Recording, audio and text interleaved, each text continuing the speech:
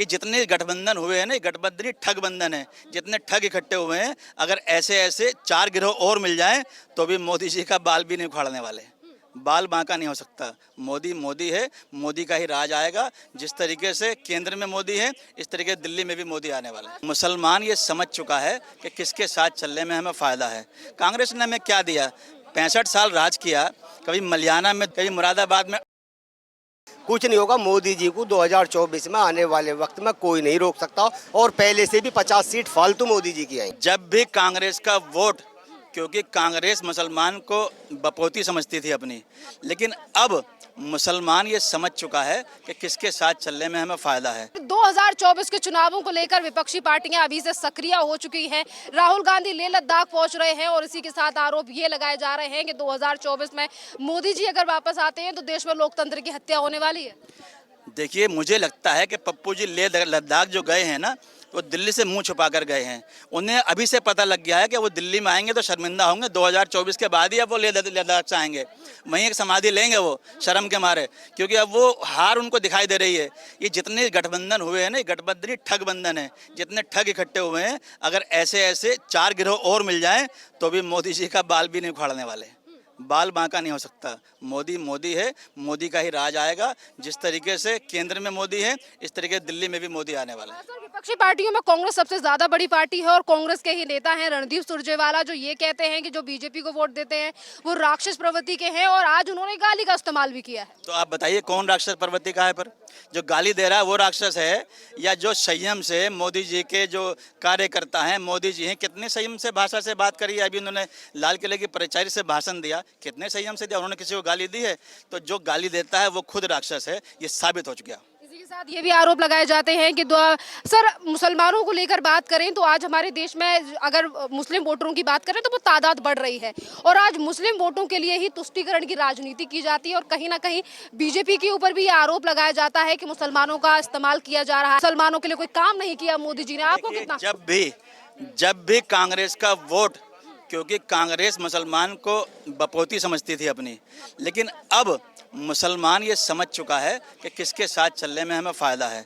कांग्रेस ने हमें क्या दिया? ये इच्छा शक्ति है मोदी जी की। कहीं झगड़ा हो जाता है, बर्तन खड़कते हैं, रसोई होती है, तो लेकिन उसको कंट्रोल कराया जाना चाहिए। कांग्रेस के राज में उसको कंट्रोल नहीं किया जाता था, मुसलमानों को बल्क में जाता था। ऐसा नहीं हो रहा है। तो मुसलमान इस बात को समझ चुका है कि किस सरकार में हमारी सुरक्षा है, किस सरकार में हमारी शिक्षा है, किस सरकार में हमारी माँ, बेटियां, बहनें सुरक्षित हैं, किस सरकार में बलात्कार होते थे अब नहीं हो रहे हैं। ये सब कुछ स्पष्ट हो चुका है। आरोप तो सर बीजेपी के ऊपर लगते हैं कि नफरत फैला रहे हैं मोदी जी और योगी। तो आरोप तो अपना वोट बैंक संभालने के लिए दूसरी विपक्षी पार्टियां लगाती हैं, लगाती रहेंगी, लेकिन आरोप लगाने से कुछ नहीं होता है, सिद्ध करने से होता है। मोदी जी ने सिद्ध किया है किस तरीके से मुसलमानों के लिए अनेक योजनाएं वो लाए हैं। उस योजनाओं का फायदा ज्यादातर मुसलमान उठा रहे हैं। लगता है देश में लोकतंत्र की हत्या की जा रही है, संविधान नहीं है या फिर तानाशाही चल रही है। जिस तरीके से मोदी जी को लेकर राहुल गांधी से लेकर ममता बनर्जी और तमाम राजनीतिक पार्टियां इस तरीके के बयान ये सिर्फ एक लोगों को भ्रमित करने के लिए विपक्ष बयान देता है।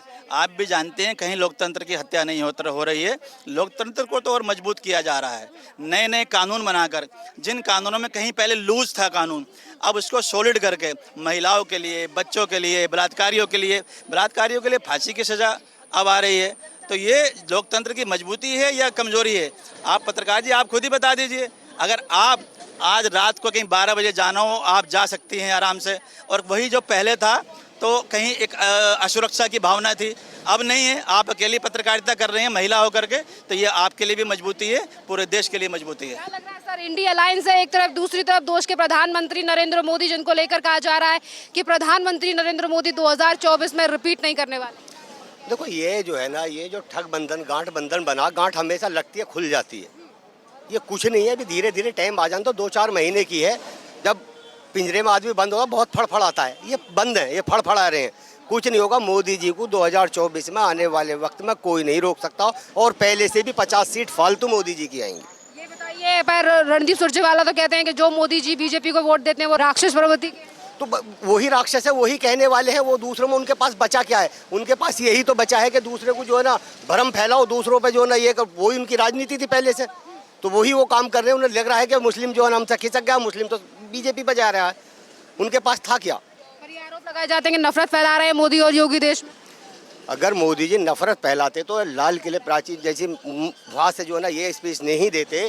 क्या क्या कहा उन्होंने कहा कि आप मेरे 140 परिवार 140 करोड़ परिवार मेरे परिवार, उसमें तो हिंदू मुस्लिम सारे परिवार हैं। उन्होंने कहाँ जातिवाद कह दिया, उन्होंने कहाँ कह दिया। लग रहा है इस बार 2024 के चुनावों को लेकर 26 पार्टियां अलायंस में हैं। एक तरफ प्रधानमंत्री नरेंद्र मोदी अकेले हैं, और आपको क्या लगता है कि इन 9 सालों में मोदी सरकार के द्वारा मुसलमानों के लिए कितना काम किया गया है? क्योंकि मुसलमानों का वोट हर किसी को चाहिए। काम किस पार्टी ने किया है, काम किस नेता ने किया? भारतीय जनता पार्टी ने सबके लिए सबका साथ सबका विकास सबके साथ काम किया है। उन्होंने कोई जाति बिरादरी देख के ही काम नहीं किया है।